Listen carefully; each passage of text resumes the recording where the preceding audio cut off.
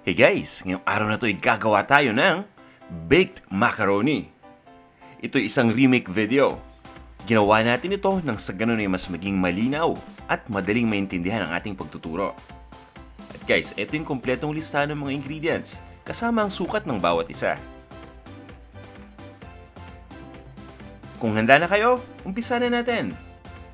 Gawin muna natin yung meat sauce. Magpapainit lang tayo ng isang cooking pot at lalagyan lang natin ito ng olive oil. Pabayaan lang natin uminit yung olive oil. Pagkatapos ay ilagay na natin dito yung ground beef o yung giniling na karne ng baka. Lulutuin lang natin ito hanggang sa mag-light brown ang kulay.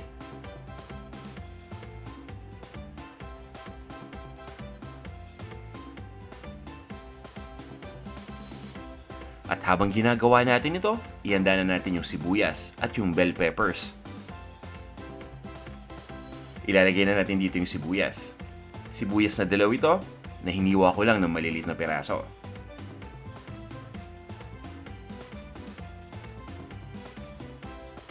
Ngayon naman guys, ilagay na natin yung ating bell peppers. Ito yung red and green bell pepper. Ganun din ang ginawa ko guys ha. Dito sa bell pepper, hiniwa lang din natin ito ng maliliit na piraso. At isang maliit na red bell pepper lang at isang maliit na green bell pepper ang gamit natin.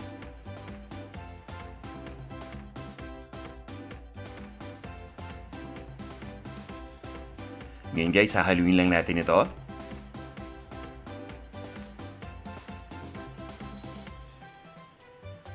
At pagkatapos, ilalagay na natin dito yung ating diced tomato. Delata ang gamit ko dito.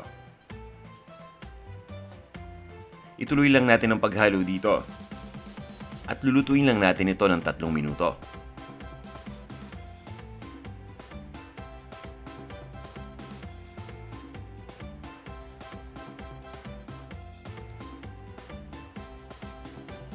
Ngayon naman, maglalagay na tayo dito ng beef broth. Pwede rin nga gumamit dito ng tubig. Lagyan lang natin ang beef cube nang sa ganun ay mas maging malasa ito. Maglalagay na rin tayo dito ng paprika, pati na rin ng ating tomato paste. So ayan yung paprika natin at ilalagay ko na ngayon yung tomato paste.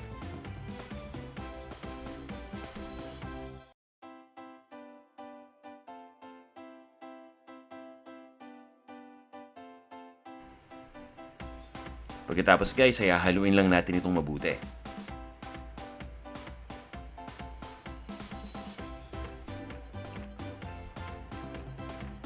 Tatakpan lang natin ito. At ituloy lang natin ang pagluto sa medium heat ng mga 20 minutes. Guys, ready na tong sauce natin. Pero habang niluluto natin ito, i-check din natin. Siguraduhin natin kung natutuyuan na nung liquid, pwede nating lagyan ito ng beef broth na extra or pwede tayong magdagdag dito ng tubig.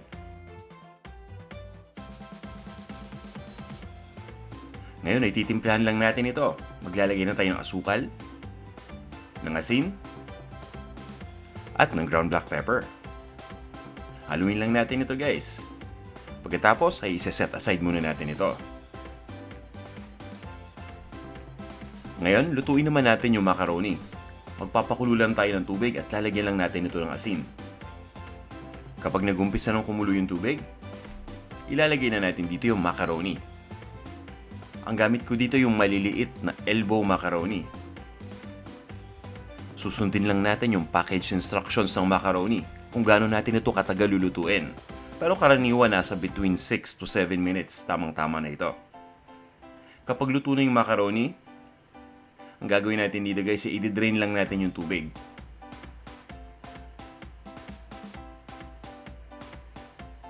Ngayon na na-drain na natin yung tubig ng macaroni.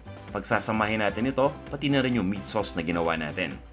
Sasandok lang tayo ng meat sauce at ilagay na natin dito sa lutuan natin ng may macaroni.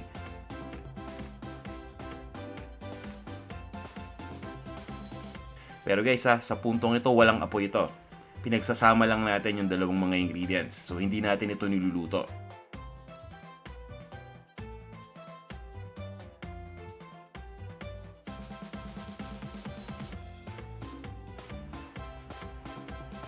At kapag tuluyan na natin nalipat yung meat sauce dito, ang gagawin natin guys, ito-toss lang natin ito.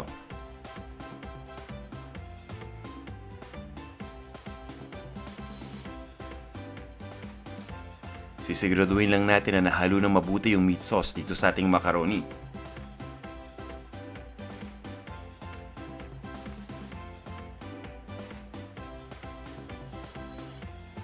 Ngayon naman guys, maglalagay lang tayo dito ng keso. Ang gamit ko dito ay yung sharp cheddar cheese na shredded. Pwede rin kayo gumamit dito ng quick melt cheese. I-grate lang natin yon. Ituloy lang natin yung pag-toss nang sa ganun ay humalo mabuti yung keso dito.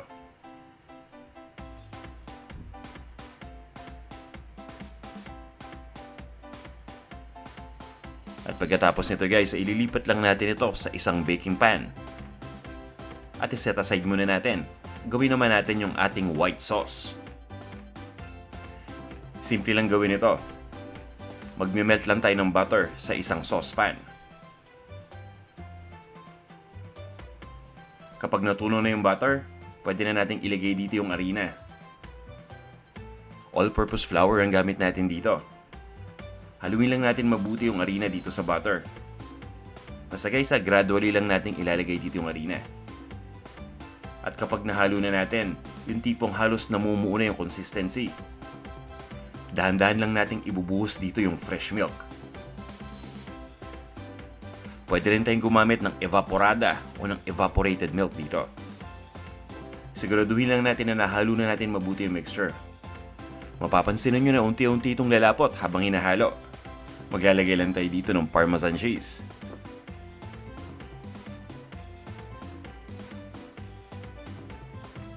Haluin lang natin ito mabuti. Guys, siguraduhin lang natin na humalo itong ating Parmesan cheese sa white sauce mabuti. Pagkatapos guys, ituloy lang natin ang pagluto hanggang sa makuha na natin yung gusto nating consistency. Kung ganito na kalapot yung mixture natin, ibig sabihin, ready na to. Pwede na nating itap itong ating white sauce dun sa ating macaroni at meat sauce na nilagay na natin dito sa baking pan. Dahan-dahan lang nating ibubuhos dito yung ating white sauce, yung tinatawag natin na Mornay sauce.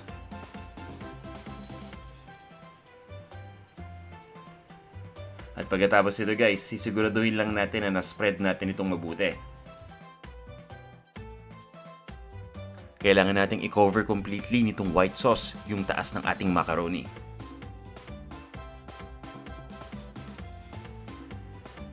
Guys, dapat na-preheat na natin yung ating oven sa 350 degrees Fahrenheit.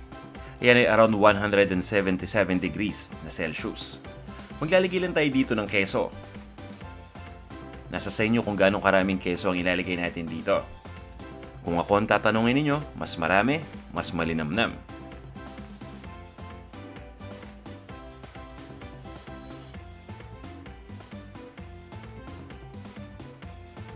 Ngayon guys, ready na tayo. Ilalagay natin ito sa oven at ibibake lang natin ito ng 15 to 20 minutes. Ang pinakamagandang gawin natin dito pagdating ng 15 minutes, tingnan natin yung taas. Kung medyo brown na, okay na yon. Kung hindi pa, isagad natin ng 20 minutes. Ngayon guys, ready na itong ating baked macaroni. Tanggalin lang natin ito sa oven. At ipapa-cool down lang natin yung temperature nito. At pwede na natin itong iserve.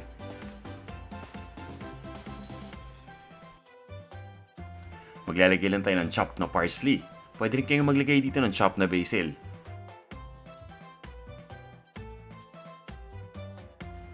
Guys, maraming salamat sa pagnood nitong video. Sana'y may nakuha na naman kayong bagong kaalaman sa pagluto ng baked macaroni. At sana'y mas naging malinaw ito para sa inyo.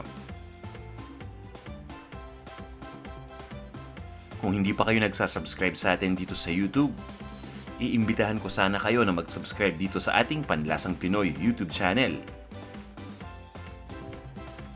Paki-like din itong ating video kung nagustuhan ninyo. Ito na ang ating baked macaroni.